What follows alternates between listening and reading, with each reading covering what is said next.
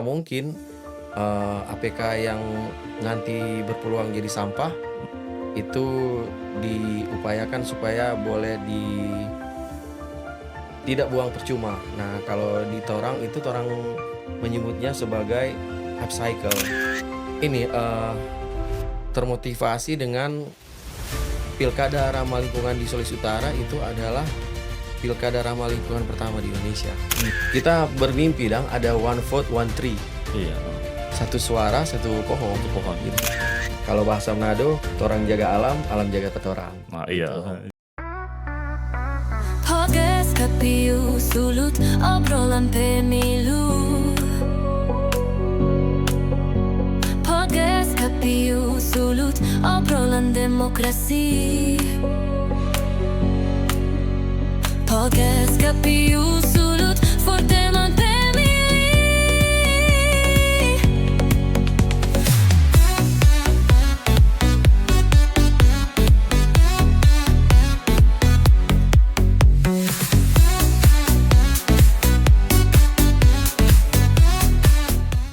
Shalom, Assalamualaikum warahmatullahi wabarakatuh.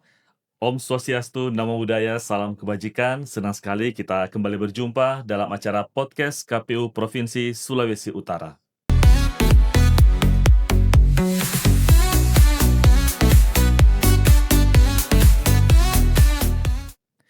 Teman pemilih, kali ini kita akan membahas satu isu yang sangat penting dan relevan saat ini, yaitu isu lingkungan, dikaitkan dengan pelaksanaan pemilu dan pemilihan kepala daerah.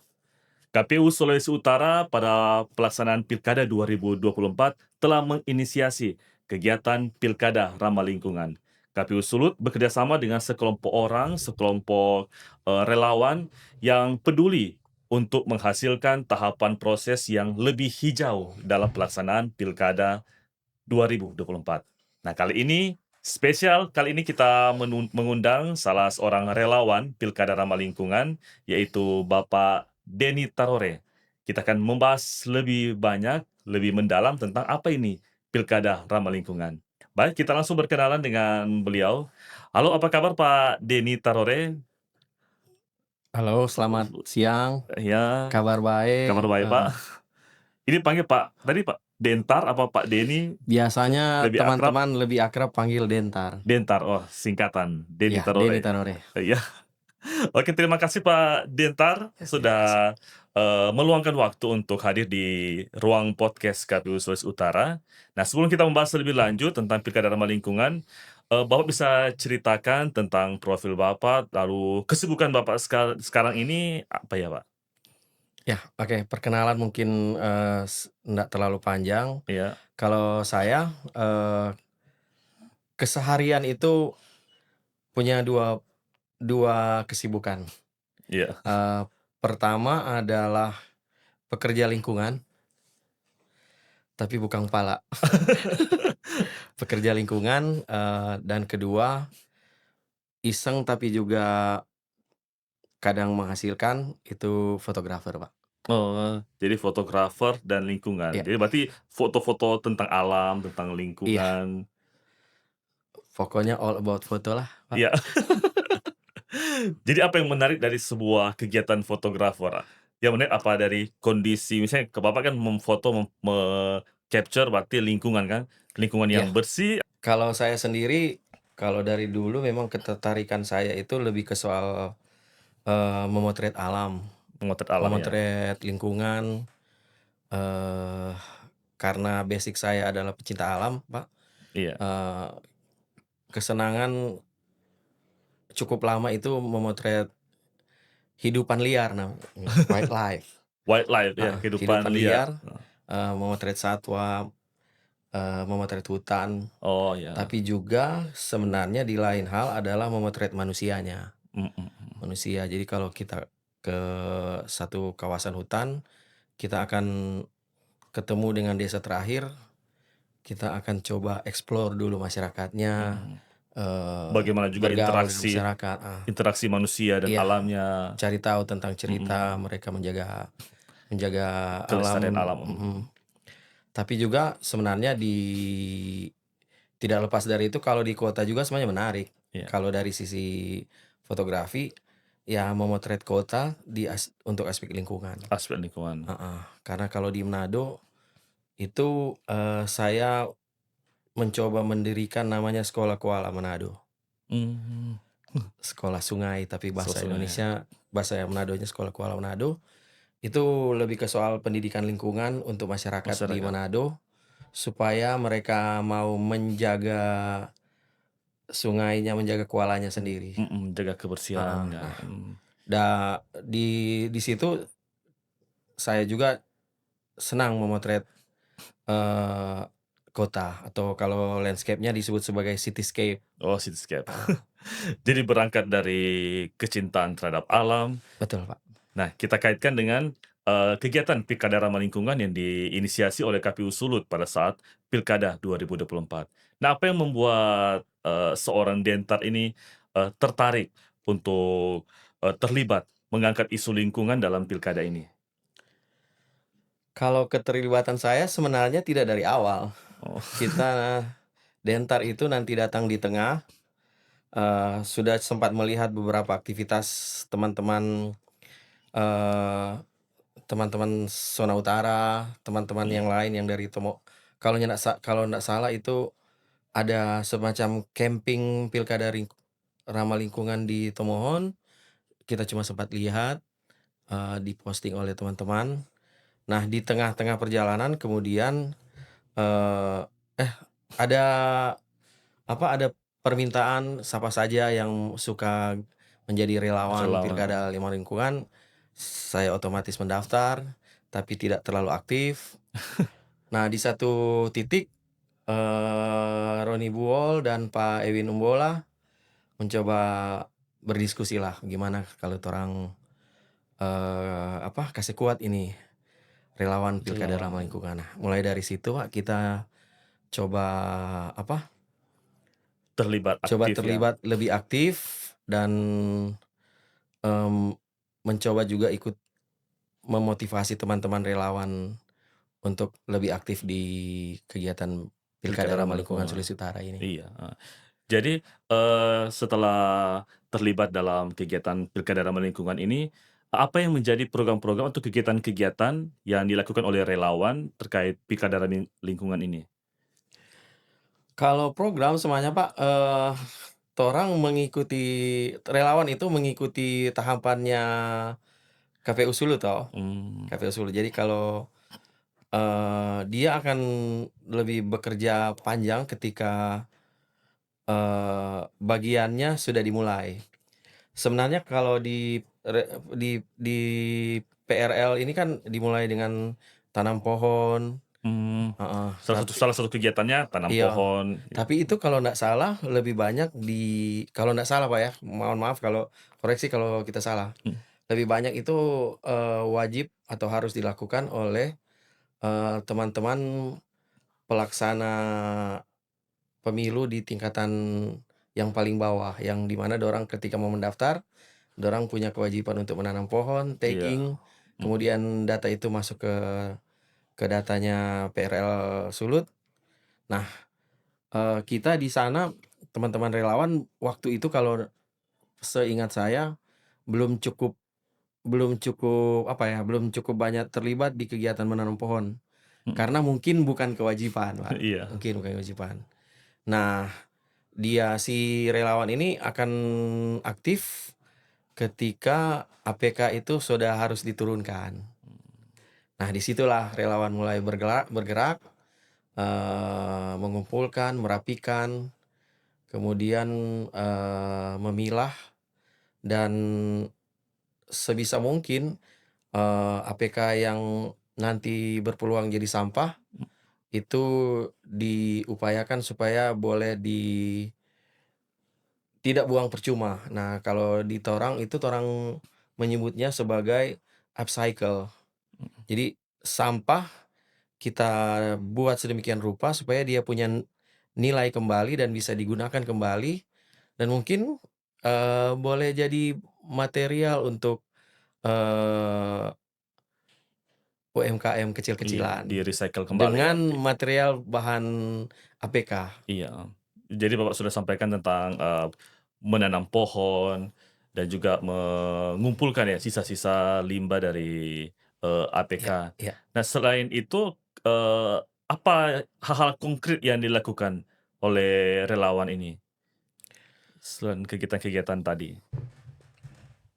Eee, Mungkin Pak ya,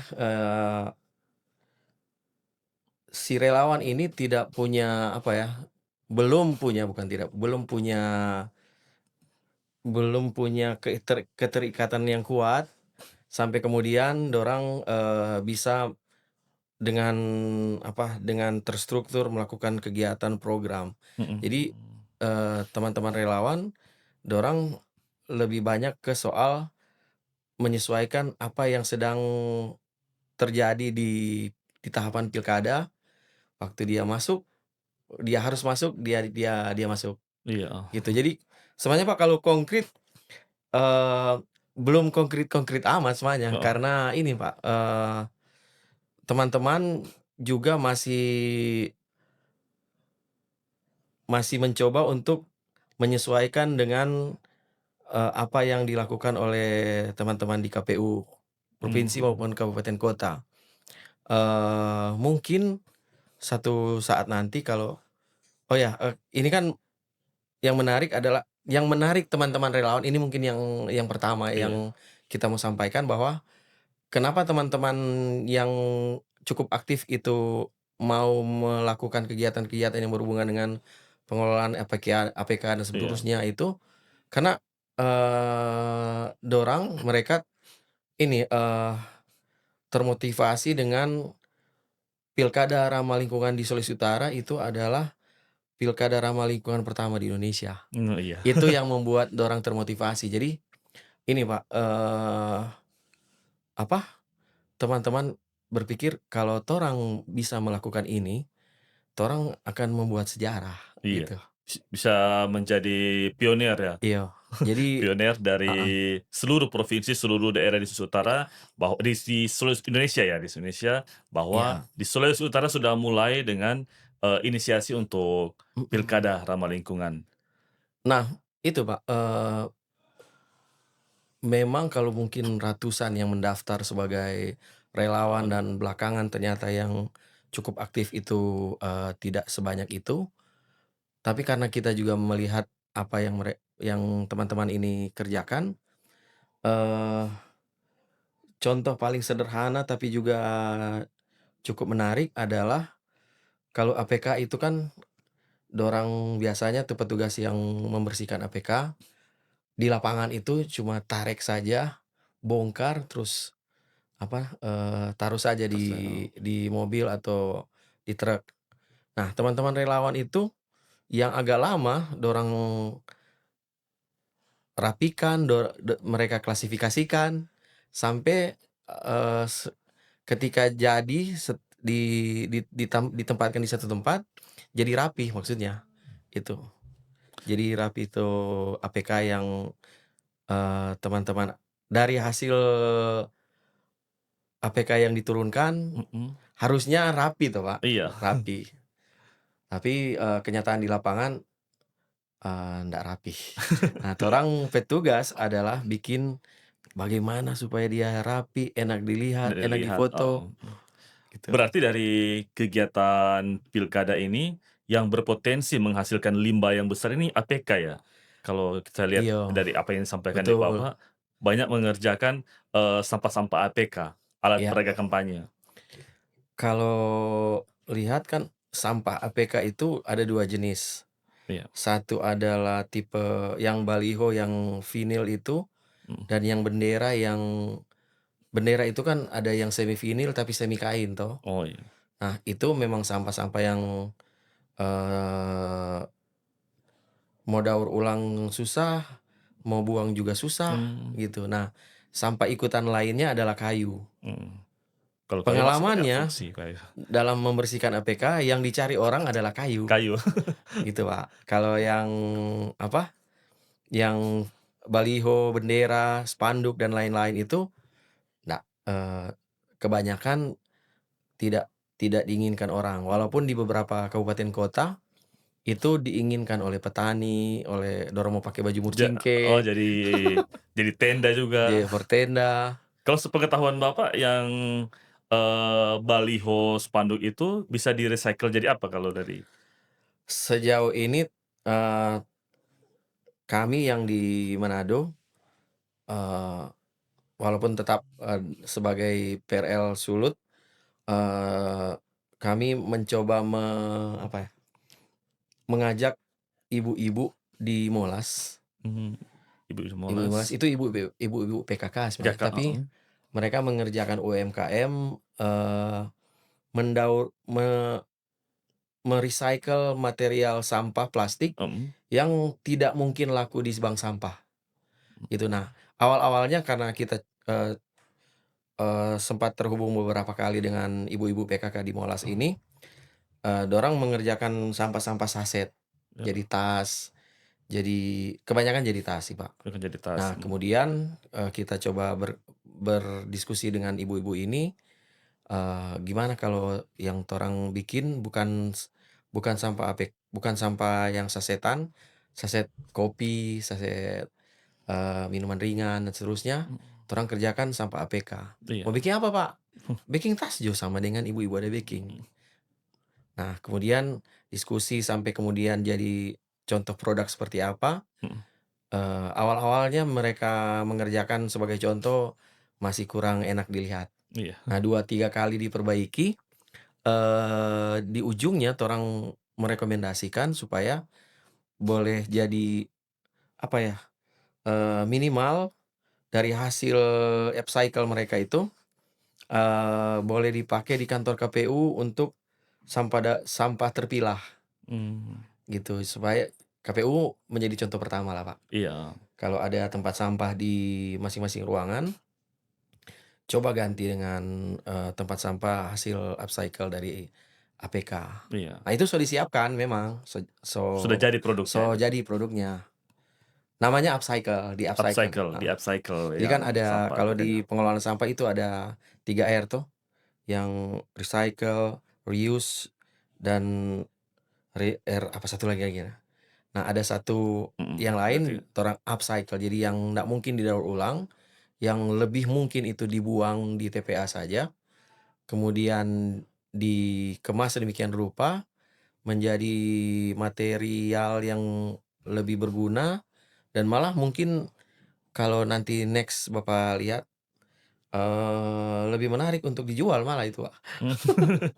Kan agak agak lucu tuh kalau ada tempat sampah, tempat sampah itu kan torang bikin, 3, eee, sampah organik, anorganik, dan sampah B3. Ketiga, Jadi 3 tempat sampah, katakanlah ukurannya 50 kali 50 kali 50. Nah, di dalamnya ada gambar, salah satu pasangan calon, calon.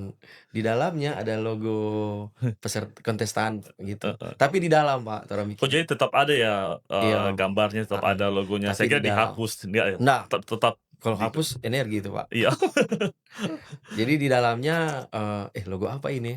heeh, Menarik soalnya. Ada dorang bikin dompet toh, Pak. iya, Nah, upcycle itu tidak melulu sebenarnya dari dari APK, tapi, ada material APK juga yang digunakan. Nah, ada beberapa tas yang, menggunakan yang tadi, apa, bekas Milo umpama. Bungkus Milo, Milo toh, dia kan warna ijo.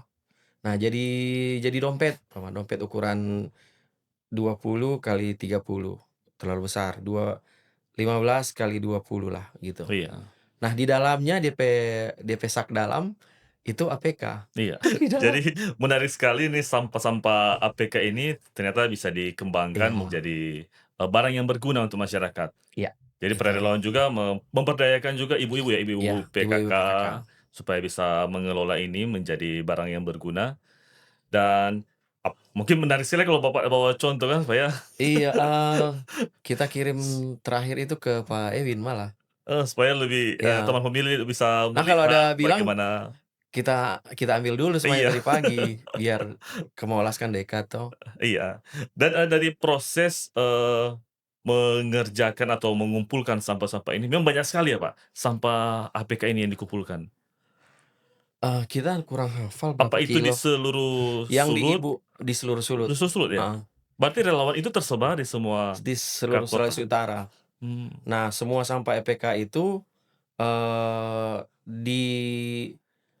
dimungkinkan untuk bawa ke KPU Sulut kan, Pak, gitu. Nah, setelah sampai di KPU Sulut, itu tugas saya itu, mau heeh, bawa ke mana. iya. Nah, kalau berapa ratus kilo itu yang datang ke KPU Sulut, ada 100 kilo yang kita ingat betul kita bawa ke Molas, Tulas untuk di sisanya itu kita bawa ke bank sampah.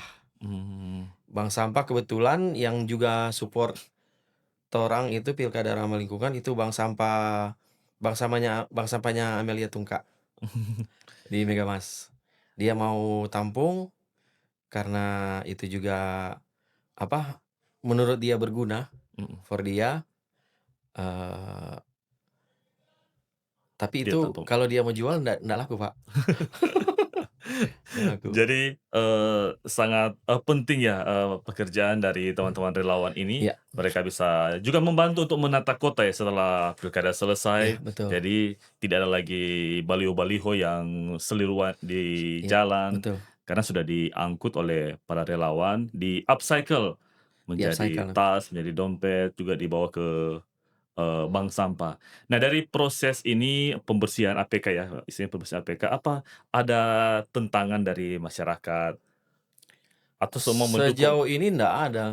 Pertentangan masyarakat itu cuma soal Karena juga masyarakat yang suka mau ambil tuh oh iya, kayu. kalau pertentangan masyarakat itu cuma soal, "Tuh kayu kita punya, kalau DP baliho mau diambil saja," Iya, gitu. Nah, torang ndak mau ambil kayu, torang ambil heeh, balihonya, iya, gitu. dan, dari teman-teman relawan selain mengerjakan hal ini, mengerjakan, mendaur ulang sampah, APK, apa juga ada sosialisasi kepada masyarakat? Mengajak masyarakat juga untuk ikut, mensukseskan pilkada yang hijau ini, pilkada ramah lingkungan?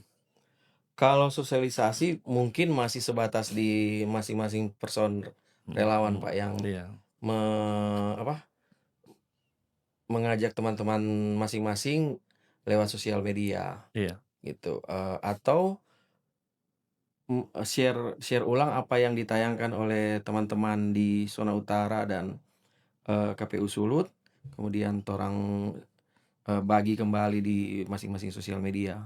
iya, Mungkin akan jauh lebih menarik kalau memang dia di masa mendatang, dia akan lebih terstruktur kembali dan, apa ya, proses pendidikan lingkungan untuk masyarakat jadi lebih kuat lagi maksudnya, mhm, diperkuat maksudnya. diperkuat lagi, mhm. Kalau menurut Pak Dentar, mengapa diperlukan ini ramah lingkungan dalam pelaksanaan pilkada? Menurut pendapat Pak Dentar? Ah, ini mau cerita panjang kalau begini, Pak. Heeh, Eee, Kenapa kita Dentar itu cukup cukup harus betul-betul cerewet dengan APK yang kalau APK itu diabaikan, mhm, gitu. Ya kita ambil contoh Manado saja. Manado itu, punya kecenderungan memproduksi sampah hari ini itu 277 ton per hari. mhm, banyak sekali. 277 ton ini, Pak, bukan 277 kilo. Yang di Sumumpu itu semua, Iya, yang setiap hari diproduksi terus Manado itu segitu banyaknya. mhm, 40% dari 277 ton itu bocor ke laut. itu 277 ton itu untuk kehidupan, biasa, tidak ada tahapan, Yang masih hari ini yang hari bukan, maksudnya yang iya, normal, yang di luar di tahapan luar maksudnya, tahapan ya, tahapan sudah mhm, 277 ton. heeh. Okelah kalau tertambah 500 kilo dari pilkada ramah Heeh, dari hasil pilkada, mungkin timbangan ndak akan terlalu berpengaruh. Tapi yang kita mau bilang bahwa dari 277 ton itu, 40%-nya bocor ke laut. bocor ke laut ya? Heeh. Oh, Itu data teman-teman yang melakukan penelitian di tahun 2021 sampai 2022 sampai 2023 yang dorang teliti tentang, pengelolaan sampah di Kota Manado. Nah, eee, Kalau APK itu tidak diapa-apain, toh, Pak, Mhm. dibiarkan, nggak ada yang orang mau ambil, nggak ada satu orang pun mau ambil itu APK, kemudian dia akan lapuk, kemudian dia jatuh ke got, dia Iya, bocor ke sungai, dan kemudian akhirnya tembus tercemarlah. ke laut juga. Mhm. Nah, kalau itu dilakukan ada lebih dari 500 kilo atau ndak 300 kilo di Sulawesi Utara, itu potensi yang, cukup mengkhawatirkan, Pak, gitu. Makanya ketika PRL ini berhasil menyelamatkan minimal saja itu yang 700 kilo itu dan seterusnya, ada 100 kilo di antaranya yang di-upcycle, itu itu sudah jadi prestasi yang luar biasa kalau menurut Mhm. kita dalam konteks pikir ini pilkada. Pilkada, iya. Pasti walaupun cuma suatu langkah kecil, cuma sedikit, Iya pasti ada betul, Pak. dampak Iya besar betul, nantinya, heeh, untuk heeh, keberlanjutan. iya. Bayangkan kalau semua masyarakat punya kesadaran yang sama nah untuk Mhm. mungkin saja dimulai dulu dari APK, tapi dari APK kemudian ke sampahnya masing-masing. Nah, itu membangun kesadaran publik sebenarnya. Iya, mhm. Terkait konteks pilkada mungkin peserta pemilu juga bisa memanfaatkan ini ya, jangan Iya, jangan banyak-banyak bikin bisa, APK, heeh mungkin heeh, sosialisasi bisa dalam iya, bentuk, heeh. media sosial kan, tidak semua Mungkin lewat juga heeh, meminimalisir, iya eee, sampah yang berpotensi untuk mencemari lingkungan. Dalam iya, hal ini umpama APK yang berbahan vinil iya, dan yang lain-lain gitu. mhm. Nah, menurut Pak Dentar, nah bentuk dukungan seperti apa yang dibutuhkan oleh para relawan ini? Dukungan ya dari KPU, seperti apa yang dibutuhkan oleh relawan supaya bisa, mendukung program-program dari Pilkada Ramah Lingkungan ini supaya berjalan lebih maksimal? Eee, Kalau pilkada itu masih 4 tahun lagi, Pak, Heeh. relawan itu dikoordinasi dari sekarang. Oh, iya. Ya, jadi membangun kesadaran kan itu sama dengan kita bilang tadi yang Mhm. kita pertama, Dentar itu nanti bergabung di tengah, tidak bergabung iya dari awal, tapi bekerja dengan yang relawan tadi itu nanti di tengah. Kalau kita mengidentifikasi teman-teman relawan itu dari sekarang katakanlah, eee, kemudian ada edukasi biar cuma sekali, 2 kali, Iya 3 kali lebih bagus, iya. gitu, akan membangun dorong kesadaran sejak awal. Mhm Jadi, teman-teman ini akan tahu apa yang harus harus mereka lakukan. Sebenarnya dorang tahu apa yang dorang mau bikin, tapi tidak diarahkan mau ngapain. Ini mau abis ini mau apa, abis ini mau apa, abis ini mau apa, gitu. mhm. Eee, Banyak bergerak sendiri-sendiri malah kalau tidak diorganisir. Oh iya, diorganisir dari Mhm awal, gitu. mhm. Jadi mulai dari sekarang Iya diorganisir, dikoordinasikan semua relawan iya betul, Pak. untuk, mensukseskan Pilkada Ramah Lingkungan Iya ini. betul. Jadi langkah awal yang penting untuk dilakukan oleh KPU Iya supaya betul. bisa mewujudkan pemilu hijau, baik itu pemilihan presiden, Iya pemilihan legislatif, maupun juga pemilihan kepala daerah ya, melibatkan teman-teman relawan, teman-teman, pecinta alam untuk, mensukseskan Pilkada Ramah Lingkungan iya. ini.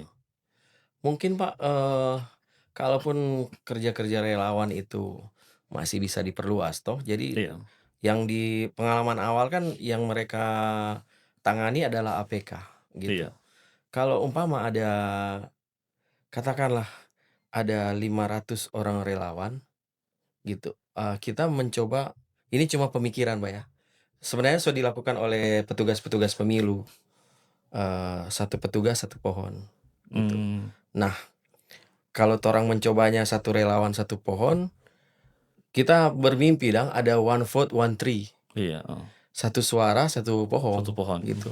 Nah, kondisi ini masih cukup kondisi ini itu sekarang sangat relevan dengan kondisi yang sedang terjadi di Indonesia hari ini, mhm, gitu. Ya torang tahu Sumatera seperti apa, iya, kejadian di heeh, bencana di Sumatera sana, takutnya torang juga akan mengalami hal yang sama. iya, Jadi kalau torang punya kesadaran bahwa katakanlah pohon itu menjadi bagian penting dari menjaga lingkungan, Kalau dalam konteks, pemilu, apakah torang boleh coba, apa ya, torang coba boleh galang itu, walaupun tetap dalam rangka partisipasi saja dulu, Iya, belum sebuah kewajiban, itu yang one vote, one tree, Mantri. satu kita Jo, kalau Mhm, kita mau bapilih, toh, kita bapilih, kita batanang pohon, iya, atau kita batanang pohon dulu baru kita bapilih. mhm, Nah, kalau torang coba tularkan itu di tingkatan yang sederhana saja, itu selalu luar biasa kalau apa yang terjadi berapa, 7.000 petugas petugas pemilu di pemilu, Sulawesi Utara, bukan 7.000 Pak, 5.700 mmm, petugas pemilu di Sulawesi Utara yang menanam pohon dan berhasil di-tagging, ada datanya, ada fotonya, harusnya torang perluas lagi dengan apa, eee, relawan umpama. iya, Nanti kemudian setelah relawan, ada masyarakat yang mau ikutan. Nah, itu iya, kan, kebanggaan itu cuma soal cuma soal torang mau publikasikan seperti apa, torang bangga, kita ada iko pemilu, heeh, mari kita ada tanam tanam pohon. pohon, heeh, Pemilu berikut kalau kita iko lagi, kita mau foto kita pe pohon jadi bagaimana, iya. gitu. Kita tanam lagi. Ya karena, dari perhelatan pemilu dan pilkada, penggunaan kertas ini kan begitu banyak ya, Iya, kertas suara, formulir, betul, heeh. tambah juga, APK, Iya, Pak. itu pasti, bahan bakunya dari Iya, pohon. dari pohon.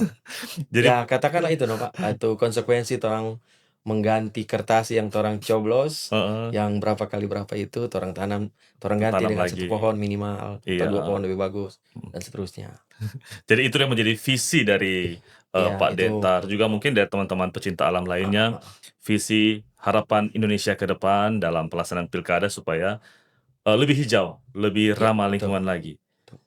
Nah kalau, terakhir kita ingin mendengar bagaimana mungkin, harapan dari Pak Dentar kepada masyarakat, kepada peserta pemilu nantinya, peserta pilkada, dan kepada semuanya untuk, mendukung program ramah lingkungan khususnya dalam pelaksanaan pilkada ini.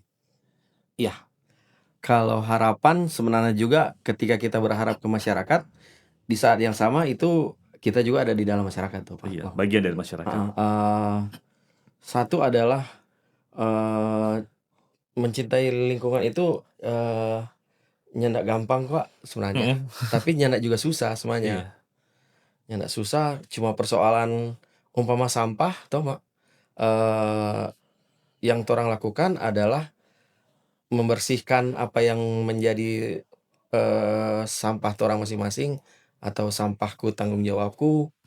Kalau kemudian sekarang torang menyadari bahwa memperluas tutupan hijau, bertanam pohon itu iya, menjadi ternyata penting, mhm, supaya ndak ada lagi bilang bahwa, pray for Sulut, pray for Manado, iya, toh, Mak, mhm, kalau torang menyadari itu dari awal, jauh lebih baik kalau, dilakukan itu bersama-sama. mhm, Semua masyarakat masyarakat, sadar tidak sadar, torang memerlukan